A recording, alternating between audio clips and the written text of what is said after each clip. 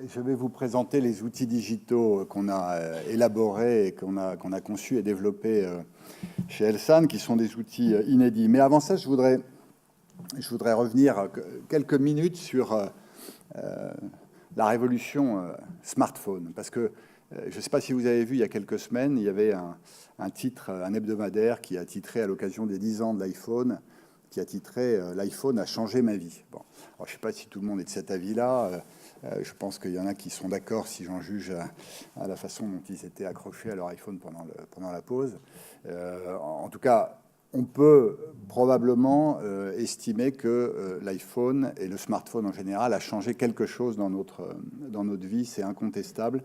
Pourquoi? Parce que déjà, c'est un concentré de technologie absolument incroyable et on a tendance à l'oublier, mais quand vous faites une recherche sur Google à partir d'un smartphone, finalement, vous sollicitez, par une simple recherche sur Google, vous sollicitez autant d'intelligence informatique qu'il en a fallu pour concevoir l'intégralité du programme Apollo 11, donc réalisé. Et en quelques secondes, vous avez une réponse sur votre smartphone. On ne se rend plus compte, mais il y a une puissance dans ces outils qui est absolument considérable.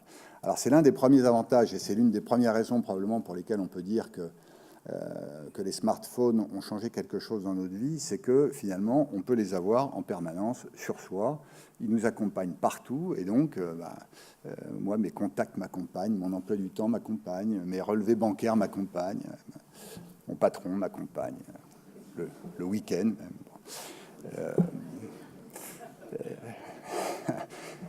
Pas trop le week-end. Quand même un peu. Oui, c'est très intrusif. C'est le premier avantage, c'est que cet outil nous accompagne partout.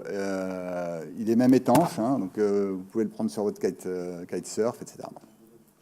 Le deuxième avantage, c'est qu'il nous connaît, cet iPhone ou ce smartphone, il nous connaît bien. C'est-à-dire que moi, mon smartphone sait exactement mon âge, est-ce que je fais du sport ou pas, combien de temps je marche dans la journée, quels sont mes centres d'intérêt, quels sont mes goûts, etc., etc. Donc, il m'accompagne en permanence, il me connaît, et puis la troisième raison pour laquelle probablement il a changé quelque chose dans ma vie, c'est qu'il m'aide. Il m'aide à trouver mon chemin, il m'aide à m'informer, il m'aide à comprendre, il m'aide à calculer, il m'aide. Donc, vous voyez où je veux en venir, on peut très facilement quand même imaginer que ce smartphone peut être un compagnon intéressant et tout à fait adapté pour accompagner les patients dans leur parcours de soins. Et on voit bien que, je crois que Jérôme en a touché un mot tout à l'heure, mais Elsan devient un opérateur de parcours. Et pour gérer des parcours de soins, il faut accompagner les patients et il faut quoi? Il faut d'un côté des compétences médicales, il faut des soignants, il faut des médecins évidemment, il faut probablement aussi des compétences administratives et une aide administrative. Mais entre ces compétences et le patient, il faut un outil pour communiquer et cet outil, c'est évidemment le smartphone, pour les trois raisons que je citais à l'instant. Je ne veux pas vous submerger de chiffres spectaculaires, mais un dernier quand même. Il y a un cabinet de conseil en France qui s'est livré à une étude sur le rythme auquel les gens utilisent leur smartphone. Et c'est quand même assez prodigieux parce qu'ils ont interrogé 100 personnes, ils ont suivi 100 personnes pendant une semaine, qui sont des gens de tout profil et de tous horizons. Et ils ont compté le nombre d'interactions que chacun avait avec son smartphone. Alors, interaction, c'est le nombre de clics, y compris pour s'identifier. Donc, c'est vraiment le nombre de clics sur le smartphone. On est arrivé à une moyenne par personne de 2700 interactions par jour. 2700 interactions par jour. Sur 145 minutes, sur 2h30 par jour. Et moi, j'ai fait le calcul, je pense que je n'en suis pas très très loin. Donc c'est quand même assez spectaculaire et on peut dire que cet outil, encore une fois, est absolument omniprésent dans nos vies. Alors ça s'est fait en 10 ans. Et évidemment, la question qui est intéressante à se poser, c'est qu'est-ce qui va se passer dans les 5 prochaines années? Parce que tout ça s'accélère, les usages changent énormément, la technique continue à progresser. qu'est-ce qui va se passer dans les 5 prochaines années. Alors moi, je fais souvent l'exercice, et on le fait avec mon équipe régulièrement, l'exercice de se dire, au fond, qu'est-ce qui nous paraîtrait invraisemblable quand on repenserait à 2017. Vous savez, par exemple, je ne sais pas, vous avez tous connu, moi j'ai connu l'époque où on pouvait allumer une cigarette dans un restaurant et ça choquait personne. Aujourd'hui, ça nous paraît complètement surréaliste et invraisemblable. Et donc je me dis, finalement, si on se place dans 5 ans, qu'est-ce qui nous paraîtra invraisemblable dans les usages ou dans ce qu'on est en train de faire aujourd'hui? Alors, si certains ont des idées là-dessus, n'hésitez pas à intervenir. On peut estimer que quand on repensera à 2017, on se dira, mais c'est quand même dingue. À l'époque, il y avait encore des voitures diesel dans la rue. À l'époque, on avait de la monnaie dans les poches. Peut-être ça va disparaître. À l'époque, en 2017, il n'y avait pas, dans une clinique, il n'y avait pas un cabinet médecin qui avait le même logiciel de gestion de cabinet que l'autre médecin, ce qui paraîtra, je pense, assez invraisemblable. En 2017, on faisait la queue. C'est-à-dire que quand on allait procéder à sa préadmission ou à son admission dans une clinique, on faisait la queue, on attendait. Bon. Je pense que ça nous paraîtra absolument invraisemblable. Et je pense que les choses vont s'améliorer et qu'on va énormément gagner en fluidité. Parce que finalement, le sujet est vraiment un sujet de fluidité. Dans le parcours, dans les habitudes, dans la façon dont les gens vont pouvoir, encore une fois, se préadmettre et entamer un parcours de soins, dans la façon dont ils vont pouvoir prendre rendez-vous, dans la façon dont ils vont pouvoir s'informer sur les différentes étapes de leur parcours. Il faut de la fluidité. C'est dans cet esprit-là, et si vous voulez bien lancer l'animation, c'est dans cet esprit-là qu'on a conçu les outils Elsan. Alors les outils Elsan, encore une fois, là, on n'en est qu'au début.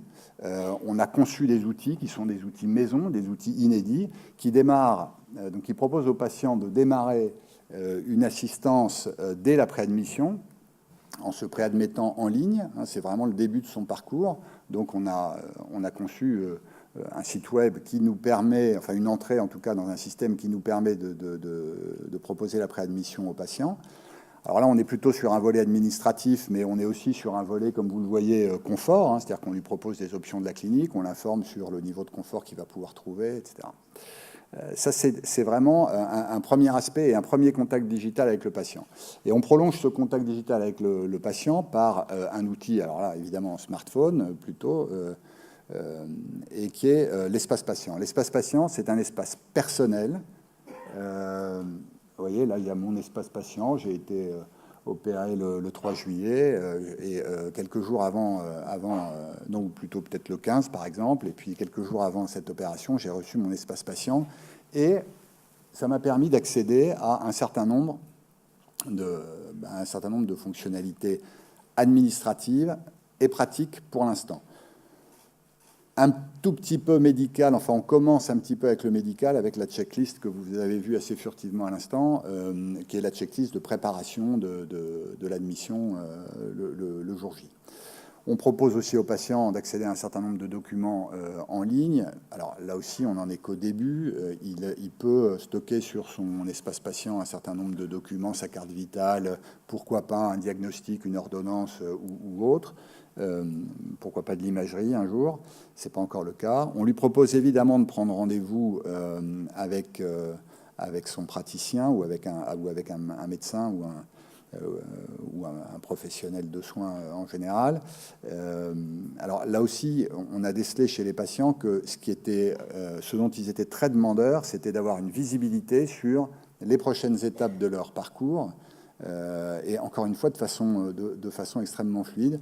Et c'est pour ça qu'on a créé cette fonctionnalité et qu'on a intégré un outil de prise de rendez-vous.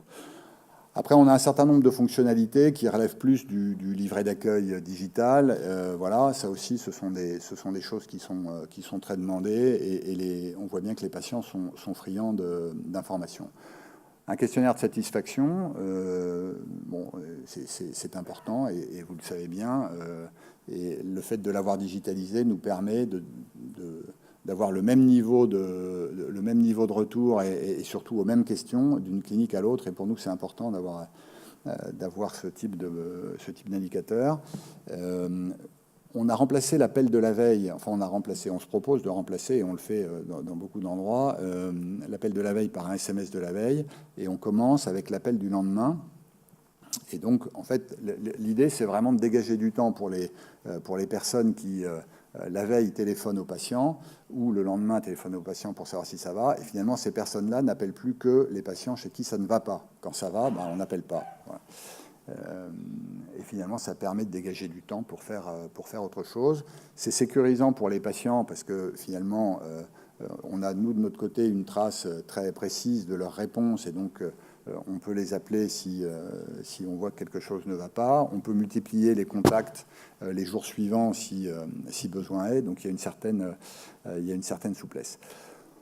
Voilà où on en est pour l'instant. On a déployé ces outils dans 20 cliniques aujourd'hui. On en a une douzaine qui sont actuellement en formation. Donc c'est assez laborieux parce que ça nécessite que ces outils s'adaptent au système de la clinique, s'adaptent parfois au système des praticiens. Et comme je le disais, ils sont assez hétérogènes. Et donc on a parfois un petit peu de mal à tout harmoniser. Voilà. Ces outils sont maison. On a pris le parti chez Elsan, et c'est ce qui fait, à mon avis, notre gros avantage. On a pris le parti de développer nous-mêmes ces outils. Alors, le gros avantage, c'est qu'on est ultra évolutif. Chaque semaine, ça change. Alors, on n'en est pas... on parlait tout à l'heure d'Amazon, on n'en est pas au nombre de mises à jour d'Amazon. Je disais que Amazon fait 5600 mises à jour par heure. Vous vous rendez compte? On n'en est pas là, nous, mais enfin, il est très important que ces outils soient évolutifs parce que, bien évidemment, les retours terrain, les retours utilisateurs dans les cliniques sont absolument permanents. Tout le monde a une idée, a une critique ou a une idée d'évolution. Et donc, évidemment, on intègre ces idées et on travaille de façon totalement interactive avec les utilisateurs. Voilà, on a également, je vous en dis un mot, on a également créé une application, même si tout le monde n'est pas concerné, on a créé une application maternité, donc qu'on propose dans les 30 maternités du groupe, mais pas seulement, c'est-à-dire que c'est un outil de suivi de grossesse qui s'adresse donc à toutes les femmes enceintes de France. Alors, je ne vous cache pas qu'à un moment de leur utilisation de l'application, on leur propose de prendre contact avec une clinique, avec une maternité Elsan et de les inviter à un atelier pour découvrir la clinique, bien entendu. Mais de toute façon, elles peuvent quand même utiliser l'application pour le suivi de grossesse. C'est une application qui a un gros succès, qui a été lancée en février dernier et qui a été téléchargée déjà 50 000 fois. Donc c'est bien. Les retours sont bons. Et ça illustre...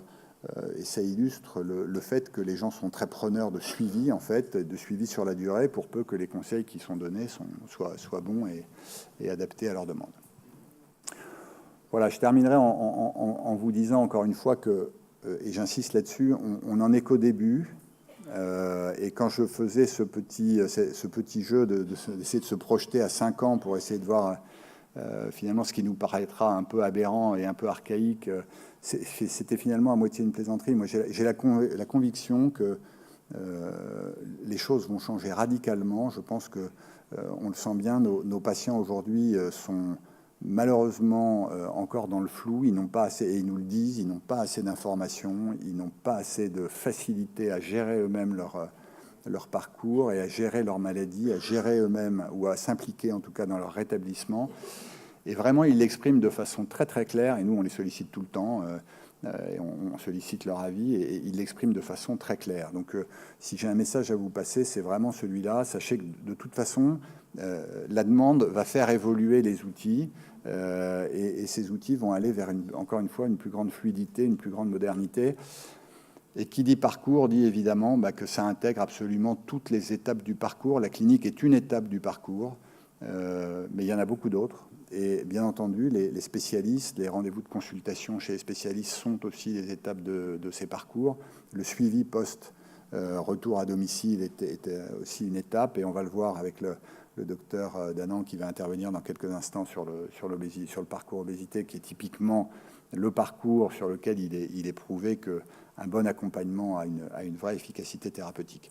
Donc encore une fois, ce n'est pas du gadget, le digital, c'est vraiment une façon d'accompagner l'évolution de notre métier qui passe d'un métier finalement d'offreur de soins à un métier de partenaire santé sur la durée. Voilà, je serai là à la pause à 19h. Si vous avez des questions, je suis à votre disposition. Merci beaucoup. Merci.